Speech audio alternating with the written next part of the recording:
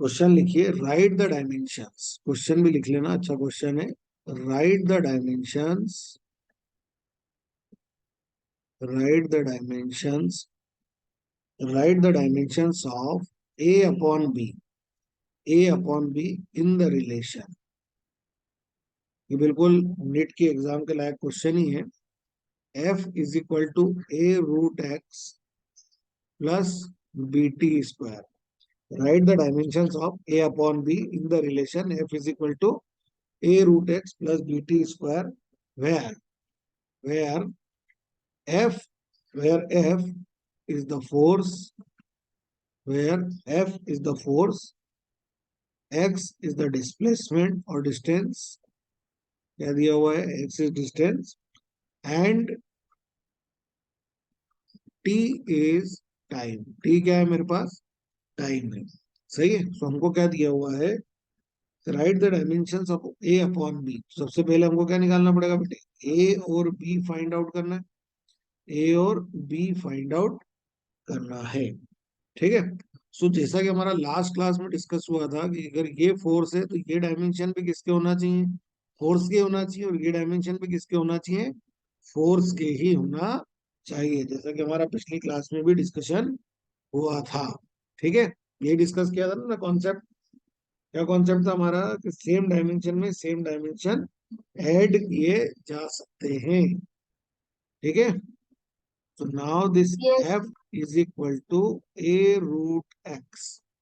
F is equal to a root x and f is equal to bt square. F is equal to bt square. So f का dimension क्या है बेटा, M L T minus two is equal to A, और dimension of length is this much. तो इसको करो 1/2, power under root x का लिख सकता हूँ मैं 1/2। So A is equal to M L T minus two divided by L to the power 1/2। इसको सॉल्व कर लीजिए, कितना आ रहा है ये, M L to the power 1/2 T to the power minus. ठीक है, यहाँ तक कोई दिक्कत, ये तो हो No, गया sir. मेरा ए का dimension. Similarly we can find out dimensions of B.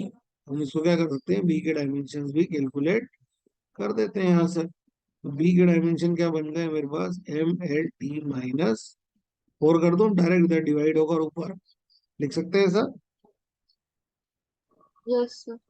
चलो, now find the dimensions of A upon B. Find the dimensions of A upon B. तो आप ए के डायमेंशंस लिखिए और बी के डायमेंशंस लिखिए और दोनों को डिवाइड कर दीजिए। दोनों को क्या कर दीजिए, डिवाइड कर दीजिए। ये आपका आंसर आ गया। आजकल क्या है, थोड़ा सा घुमा के पूछना शुरू कर दिया उन्होंने, ताकि आप ऑप्शन से मैच ना कर पाए, इसलिए थोड़ी सी प्रॉब्लम चेंज कर दी उन्होंने। प्रॉब्लम को चेंज कैसे कर दिया, तो प्रॉब्लम को चेंज ऐसे कर दिया कि ए मल्टीप्लाइड बाय बी निकाल लो, या ए डिवाइडेड बाय बी निकालो। इस तरह के क्वेश्चन उन्होंने पूछना स्टार्ट कर दिए हैं। कर सकते हैं ऐसा क्वेश्चन, कोई डाउट। Yes. No, sir. तो बन जाएंगे बेटा ऐसे क्वेश्चंस, कर लोगी। Yes, sir. सेम डायमेंशन में सेम डायमेंशन ऐड करो, और सेम डायमेंशन में सेम डायमेंशन ही माइनस करो। अब अपन करते हैं अगली वेराइटी। ठीक है। नेक्स्ट तरीके क्वेश्चन, हम लोग सारे क्वेश्चन फिर स्किप कर रहा हूँ, ऐसा मान के चल रहा हूँ कि आप लोग कर लेंगे इस तरह के क्वेश्चन या इस तरह के कॉन्सेप्ट को। ठीक है। कल वाले उससे कंटिन्यू करके चलना। अब अपन बात करते हैं एक नए तरीके के क्वेश्चंस की, जिसके अंदर हमको क्या करना है, ये देखना है कि कोई फिजिकल क्वांटिटी दूसरी फिजिकल क्वांटिटीज पे किस तरीके से डिपेंड करती है। सही है। One physical quantity depends on the another physical quantity. सही है, कैसे वो डिपेंड करती है हमको देखना है, या यूं कह सकते हो कि कुछ रिलेशंस एस्टेब्लिश करने वाले क्वेश्चन है। ठीक है। वैसे इस तरह के क्वेश्चंस कम पूछे जाते हैं, पर फिर भी पूछे जाने की प्रोबेबिलिटी बनती है, ऐसा नहीं है कि नहीं आएंगे। तो देखो क्वेश्चन कैसा है, ऑब्टेंड। देखो बहुत बढ़िया क्वेश्चन है, एक क्वेश्चन अच्छे से समझ गए तो सारे समझ जाओगे। ऑब्टेंड एन एक्सप्रेशन, पर वहां पे ऐसा लिखा हुआ नहीं आएगा, वहां ऑब्जेक्टिव शीट दूंगा उस हिसाब से लिखा हुआ आएगा वो। Obtain an expression of kinetic energy, किसके लिए बात करनी है आपको? Kinetic energy of a body. Obtain an expression for kinetic energy of body of mass m, of mass m, of mass m, and and moving with velocity, moving with velocity, moving with velocity v, moving with velocity v। हमको एक relation establish करना है kinetic energy का, which depends on the mass and velocity of particle. Kinetic energy होती भी क्या है?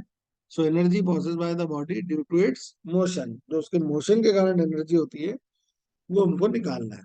ठीक है, क्वेश्चन समझ में आ गया? क्वेश्चन क्लियर है? हम्म।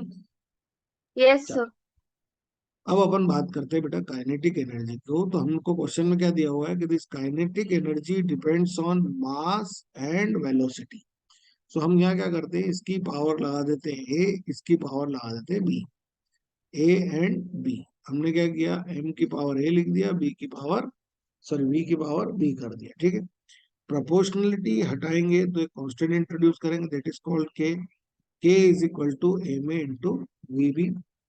ठीक है, so K is a dimensional less quantity, तो इसकी तो वैसे भी कोई बात नहीं करना है अपने को, उसको हटा भी देंगे। अब आप लिखिए डायमेंशन ऑफ एनर्जी। एनर्जी का डायमेंशन होता है M L square T minus two. एनर्जी का डायमेंशन क्या होता है? M L square T minus two. जैसे वर्क का होता है तो वर्क भी एक टाइप का क्या है, वर्क और एनर्जी का एक जैसा ही आपको मिलेगा देखने को। ठीक है, सो Yes, sir. मास, और मैंने यहाँ पे आपको बताया भी था कि डायमेंशन एनालिसिस का एक ड्रॉबैक भी है कि हम बहुत सारी ऐसी फिजिकल क्वांटिटीज हैं जो कॉमन होती है, तीन चार फिजिकल क्वांटिटी का डायमेंशन फार्मूला एक जैसा होता है। तो हमेशा हम डायमेंशन फार्मूले को देख के नहीं बता सकते कि ये एग्जैक्टली कौन सी क्वांटिटी। जैसे वर्क और एनर्जी का, वर्क और एनर्जी का आपको एक जैसा ही मिलेगा। अगर डायमेंशन फार्मूला लिखा है तो आप ये नहीं बता सकते कि ये वर्क के लिखा है या एनर्जी के लिए लिखा है या कौन से टाइप की एनर्जी के लिए लिखा हुआ है। ठीक है, तो यहाँ पर थोड़ा सा इसका एक ड्रॉबैक भी है। क्या है इसका एक ड्रॉबैक? है कि हम आपको डायरेक्ट ऐसे बता नहीं पाएंगे कि ये क्या चीज। अब देखो मास के डायमेंशन क्या होते हैं, M L zero T zero to the power है, और वेलोसिटी का क्या होता है, M M L T minus M naught L T minus one to the power B. ठीक है, यहाँ तक कोई दिक्कत? अब अपने को यहाँ No, पे लगाना है, हाँ अब अपने को यहाँ क्या करना है बेटा, प्रॉब्लम को थोड़ा सा अब नए डायरेक्शन ले आओ। देखो यहाँ पर, यहाँ की पावर कितनी हो गई, one. So now compare the powers of M. M की पावर्स को कंपेयर करो left and right side. So देखो राइट से लेफ्ट साइड में कितना, M to the power one है, वन इंटू वन वन। यहाँ पर देखो क्या है, one into A plus zero into B. ये समझ में आया कैसे लिखा मैंने? yes, sir. One into A zero into B. So one is equal to A plus zero, या A is equal to one. So हमको ए की वैल्यू मिल गई। Now compare the powers of L. Now compare the powers of L. देखिए यहाँ कितनी है, two, zero into A, one into B. So B is equal to two, B is equal to two. और T की power compare करने की जरूरत नहीं है क्योंकि हमारे पास यहाँ पर इस तरह का कोई पैरामीटर सी है ही नहीं। ठीक है, अगर यहाँ सी भी होता ना, एक आध फिजिकल क्वांटिटी और होती तो हम टी के डायमेंशन भी कंपेयर कर देते। So now put the values of A and B. So k times m to the power a v to the power b। So e is equal to k, m to the power a means 1, and v to the power, so e is equal to k mv square, and k is constant so its value is 1 by 2। So e is equal to half of mv square। आप k की value नहीं रखेंगे तो भी चलेगा, ये तो हमको पता है इसलिए हमने रख दिया। ठीक है, तो ये क्वेश्चन समझ में आ गया बेटा? Yes, sir. अच्छा, इस टाइप के क्वेश्चंस कर लेती हो पहले? Yes, sir. बन जाते हैं ऐसे क्वेश्चन आपसे? हाँ.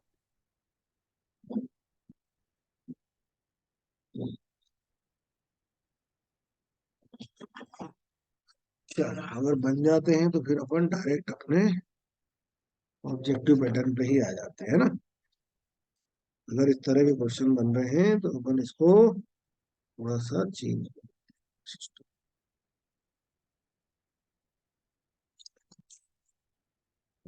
आप लोगों से बन जाते ना, बाकी लोगों से भी। हाँ सर। देखो अब मैं तुमको एक क्वेश्चन बता रहा हूँ, इसको देखो आप। इस तरह के क्वेश्चन आजकल बहुत कॉमनली हो गया है, पहले भी मैंने करवाए थे। ठीक है, क्या बोल रहा है वो? The force, the force F, the force F, ये अगली वैरायटी क्वेश्चन की है ना। The force F, acceleration A, acceleration A and time T, and time T, and time T are, are fundamental quantities. इसको मैं क्या लेके चल रहा हूँ, ये सब क्या होगी मेरी fundamental quantities. Fundamental quantities, the dimensions of, the dimensions of length, the dimensions of length in the system.